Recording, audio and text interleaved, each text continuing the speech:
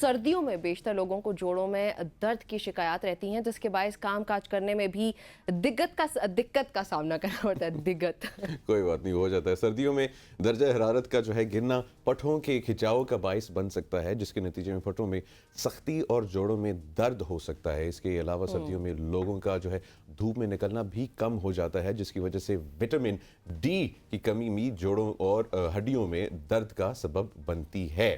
اب سردیوں میں جوڑوں کے درد سے چھٹکارا پانے کے لیے کیا کیا جائے، اس پر مزید بات چیت کرنے کے لیے ہمارے ساتھ موجود ہے ہینڈسم ڈاکٹر اعزاز علی، فزیو تھراپسٹ ہیں، انہیں خوش آمدید کہتے ہیں۔ السلام علیکم ڈاکٹر صاحب۔ وعلیکم السلام۔ کیسے ہیں آپ؟ ٹھیک ہے الحمدللہ۔ آپ تو شرما گئے ہینڈسم کہنے پہ۔ پہلی دفعہ کسی نے ہینڈسم بولا۔ اچھا ڈاکٹر صاحب، اور ناظرین آپ نے بڑا غور سے سننا ہے، کیونکہ یہ بہت لوگوں کو مسائل ہوتے ہیں، اسپیشلی سردیوں کے اندر بزرگ جو ہیں جتنے بھی ہمارے ہیں۔ اب یہ جو پٹھوں کے ہو گئے یا جو آپ کی ہڈیوں میں جو درد نکل آتا ہے اسپیشلی سردیوں کے اندر، ڈاکٹر صاحب اس میں اسپیسیفکلی بتائیں کہ آپ کے پاس کون سے پیشنٹ زیادہ آتے ہیں، کیونکہ اس کی ہم ایوریج نکال سکتے ہیں کہ زیادہ تکلیف یہ ہے، پھر اس کا علاج بتائیے گا۔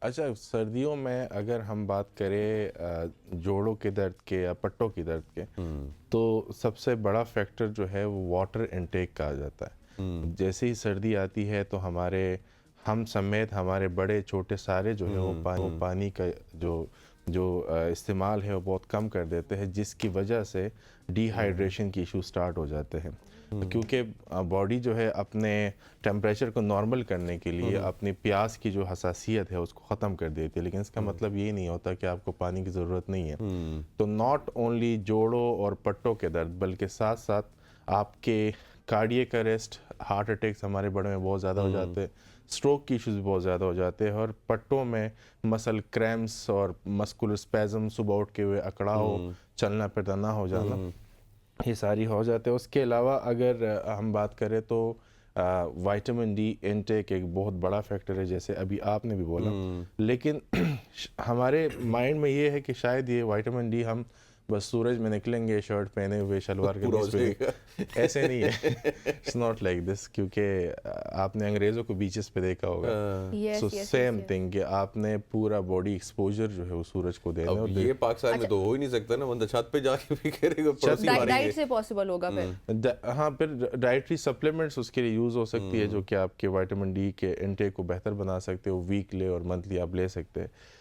اس کے علاوہ کیلشیم کا انٹیک جو ہے دودھ کے شکل میں آپ لے سکتے ہیں، جس کی بھی آپ کی نرشمنٹ جو ہے جوڑوں کی اور پٹوں کی اس سے بہتر ہو سکتی ہے۔ لیکن سب سے پہلا پوائنٹ جو ہے دیٹ از واٹر انٹیک، ہمیں اپنے پانی کا بہت خیال رکھنا ہوتا ہے، کیونکہ پانی کا انٹیک جیسے ہی ہم کم کرتے ہیں، اسکن کی ایشوز، جوڑوں پٹوں کی ایشوز، ہارٹ کی ایشوز، سٹروک کی ایشوز، مطلب جتنے بھی بیماریاں ہیں سردی میں بڑھ جاتی۔ ایون اگر آپ شرح اموات دیکھ لیں سردی میں ہمارے بڑوں میں، وہ تو زیادہ تر لوگ کہتے ہیں سردی آ گئی، اب زیادہ تر بڑے جو ہے وہ فودیاں کافی زیادہ ہو جاتی ہے۔ ریزن اس کے پانی نہیں پی رہے ہوتے، کارڈیک اریسٹ، سٹروک کے جو اٹیکس ہیں وہ بہت زیادہ ہو جاتے ہیں۔ سوری، لیکن یہ تھوڑا سا تھا کہ سردیوں میں لوگ جو ہے نا لیکن یہ مسئلہ جو ہے علاج کی وجہ سے ہوتا ہے نا، مطلب علاج تو نہیں، پانی انٹیک ہی ہم کہہ سکتے ہیں کہ پانی کے انٹیک کو آپ بہتر کر دیں کہ ہائپرٹینسو کی ایشوز ہمارے پاس ہائپو والیوما ہو جاتا ہے، والیومیا کیونکہ بلڈ کا جو مقدار ہے خون میں کم ہو جاتا ہے، اس مقدار کو کمپنسیٹ کرنے کے لیے پھر ہائپرٹینشن کی ایشو سٹارٹ ہو جاتا ہے۔ ایون ڈائبٹیز کا ریشوز جو ہے، وہ جو ڈائبٹیز کا جو نارمل لوگوں کو ڈائبٹیز رہتی ہے، ان کی بھی جو ایشوز ہے وہ سردی میں ہی بڑھنا شروع ہو جاتے ہیں۔ اچھا، تو اب بیسیکلی ایک تو واٹر انٹیک کی وجہ سے زیادہ تر یہ چیزیں ہو رہی ہیں، تو اب ایک تو پانی زیادہ پینا چاہیے سردیوں میں، اور ہم کیسے خیال رکھ سکتے ہیں مطلب ان چیزوں کو کور اپ کرنے کے لیے، اپنا امیون سسٹم کو بہتر بنانے کے لیے؟ دیکھیں، امیون سسٹم میں سب سے پہلا فیکٹر آتا ہے سائیکوسومیٹک فیکٹر، کہ سائیکوسومیٹکلی، سائیکولوجیکلی ایک بندہ جتنا فٹ ہوتا ہے اتنا امیون سسٹم ان کا اسٹرانگ رہتا ہے۔ اب سائیکوسومیٹک فیکٹر کو انفلوئنس کر رہا ہے ہمارے پاس آپ کی موبلٹی۔ ایک بندہ حرکت میں نہیں ہے تو وہ سٹریس اور انزائٹی کی طرف جائے گا۔ آپ اگر ہمارے پاس سردیوں میں جوڑوں اور پٹوں کے مسئلے زیادہ ہو جاتے تو اس کی وجہ سے حرکت کرنا ایک بندے کے لیے وہ مشکل ہو جاتا ہے، اور ایک بندہ جب اس کی حرکت جو ہے وہ کسی محتاجی پہ، ڈپینڈنسی کی طرف چلے جائے تو وہاں پہ سائیکوسومیٹک فیکٹر مطلب وہ سٹریس کی طرف، انزائٹی کی طرف جانے لگتا ہے، اور جب بھی سٹریس انزائٹی کی طرف جاتے ہیں تو امیون سسٹم جو ہے وہ آپ کا ویک ہونے لگتا ہے، اور اسی کی بعد آپ ایک آسان ٹارگٹ ہو جاتے ہو مختلف بیماریوں کے لیے. تو اگر آپ ناٹ اونلی آپ اپنے واٹر انٹیک کو بہتر بنائے، اس کے ساتھ ساتھ ایکسرسائزز جو ہے جس سے ہمیں نفرت ہے. میں بھی یہی پوچھنے لگی تھی کہ اس میں ایکسرسائز کا کیا رول ہو سکتا ہے. کیونکہ ایکسرسائزز جو ہے وہ بہت بڑا فیکٹر ہے، لیکن وہ ہماری پاکستانیوں کی ایکسرسائز کے ساتھ کوئی تعلق نہیں ہے ان کا، زیادہ نہیں. لیکن پھر بھی جو لوگ کرنا چاہتے ہیں ان کے لیے بتا دیں. بیسیکلی اس میں جو اسٹرینتھ ٹریننگ ہے، مشقت جو ہے، وہ ہم جب بھی جم جاتے ہیں، ایکسرسائز کرنے جاتے ہیں، تو ہم زیادہ تر کارڈیو کے پیچھے پڑے ہوتے ہیں ہر وقت، بس ٹریڈ مل پہ چڑھے ہوئے، سائیکل پہ چڑھے ہوئے. وہ ایک اچھی ایکسرسائز ہے، وہ صحت کے لیے بہت اچھی ہے، لیکن اگر آپ کو جوڑ اور پٹوں کی بیماریوں سے بچنا ہے تو آپ کو اسٹرینتھ ٹریننگ کی طرف جانا ہوگا. مشقت میں ہمیں پاسٹ میں بھی اپنے بڑوں میں بھی مشقت کی کہانیاں سننے کو ملتی ہے، بھاگنے دوڑنے کی کہانیاں. تو وہ لوگ مشقت کرتے تھے، وہ لوگ دوڑتے بھاگتے نہیں تھے، نہ سائیکل اتنا چلاتے تھے. وہ لوگ جاتے تھے، وہ مشقت کرتے تھے، مشقت کھیتی باڑی کرتے تھے، اس میں ہیلدی لائف اسٹائل تھا نا. ٹریڈ مل کا کانسیپٹ نہیں تھا.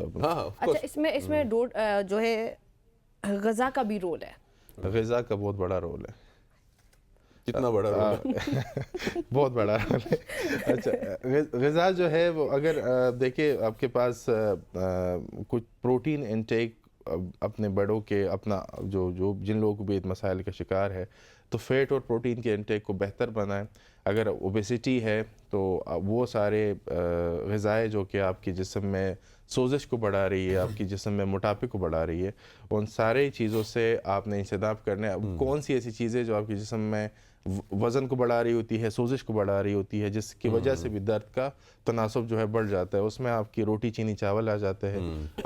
جو فیکٹری میں بنے ہوئے آئلز ہو گئے، بناسپتی گھی ہو گئے، یہ ساری چیزیں جو ہمارے جسم میں سوزش بڑھا رہی ہے، وزن بڑھا رہی ہے. تو ہمیں ان سب سے ہٹ کے دیسی سائڈ پہ آنا ہے. ہم نے دیسی گھی کا استعمال، اولیو آئل کا استعمال، کوکونٹ آئل کا استعمال، اس کے ساتھ ساتھ پروٹین انٹیک. آپ چکن کا کوشش کریں، دیسی چکن ہو تو زیادہ بہتر ہے. اس کے علاوہ بیف، مٹن بھی کھا سکتے ہیں، لیکن یہاں پہ آپ نے ایک فیکٹر کا خیال رکھنا ہے کہ آپ کو یورک ایسڈ کا کوئی ایشو نہ ہو، تب آپ ان چیزوں کی طرف جائیں.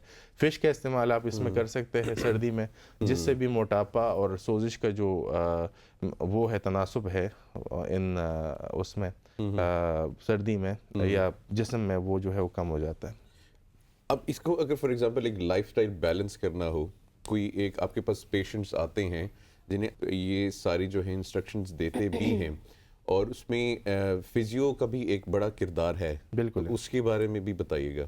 بیسیکلی اگر ہم دیکھیں تو سب سے زیادہ جو پیشنٹ ہمارے پاس آ رہے ہوتے ہیں سردیوں میں، وہ ہے فروزن شولڈر اور اوسٹیو آرتھرائٹس کا. اب اوسٹیو آرتھرائٹس سب سے زیادہ کامن ہے گھٹنوں میں. ٹھیک ہے. اب گھٹنوں کا جو مریض آ رہا ہے، ایک تو ان کو ہم یہ گائیڈ کرتے ہیں کہ پریکاشنز آپ نے لینے ہیں. وہ ساری چیزیں جو آپ کے گھٹنے کے اوپر سٹریس کو بڑھا رہے ہیں، اس سب چیزوں سے آپ نے اجتناب کرنا ہے، جس میں آپ کی فلور سیٹنگ ہوگی، اسٹیئر کلائمبنگ ہوگی، ہائکنگ وغیرہ ہوگی. ان چیزوں سے آپ نے اجتناب کرنا ہے. اور اس کے ساتھ ساتھ آپ نے اپنی مسکولر اسٹرینتھ، کیونکہ آپ کے گھٹنے کا زیادہ تر اسٹریس جو ہے وہ آپ کے پٹے اٹھا رہے ہیں، تو پٹوں کو ایک ہیلدی وے میں اسٹرانگ کرے. اور پٹوں کو ہیلدی وے میں اسٹرانگ کرنے کے لیے سب سے بڑا رول جو ہے وہ فزیو تھراپسٹ کا ہوتا ہے. اور فزیو تھراپسٹ کے لیے ایک پروٹوکول ہوتا ہے جس کو ہم آئسومیٹرک ایکسرسائزز بولتے ہیں. اب آئسومیٹرک ایکسرسائزز جو ہے وہ پیشنٹ کو نہیں پتا کہ وہ بیسیکلی ایسی ایکسرسائز ہے کہ آپ اپنے جوڑ کو بینڈ کیے بغیر اپنے پٹوں کو اسٹرانگ کر رہے ہوتے ہیں. اور that are very easy exercises, لیکن وہ صرف فزیو تھراپسٹ کی سپرویژن میں اور ان کی گائیڈ لائن میں ہی ہو سکتی ہے. ان کا فائدہ یہ ہوتا ہے کہ جب بھی ایک پیشنٹ آپ سے ٹریٹمنٹ لے رہا ہے اور وہ درد کے لیے آیا اور آپ اس کو ایکسرسائزز کے ذریعے ٹریٹ کر رہے ہوتے ہیں، جو کچھ ایکسرسائزز ہوتی ہے جیسے آپ لوگ جم میں بھی کر رہے ہوتے ہیں، اسکواٹس، ڈیڈ لفٹ، لنجز، تو وہ ایکسرسائز آرتھرائٹس کے مریضوں کے لیے موزوں نہیں ہوتی، کیونکہ وہ اس بیماری کی پروگرس کو اور بھی انکریز کر دیتی ہے. اچھا، لیکن ایک پرابلم یہ بھی ہوتا ہے نا کہ ہر انسان جو ہے وہ فزیو تھراپسٹ کو افورڈ نہیں کر سکتا. تو آپ نے کچھ ایکسرسائزز مینشن کیے ہیں جو فزیو تھراپسٹ کے بغیر پاسبل نہیں ہے. تو وہ لوگ جو افورڈ نہیں کر سکتے فزیو تھراپسٹ کے، ان کے لیے الٹرنیٹ کیا چیز ہے؟ دیکھیں، اگر آج کل انٹرنیٹ تک ہر بندے کی پہنچ ہے، اور یہ سارے پروٹوکول جو ہے جس میں آئسومیٹرک پروٹوکول ہے، اور وہ کسی بھی درد کو خاتمہ.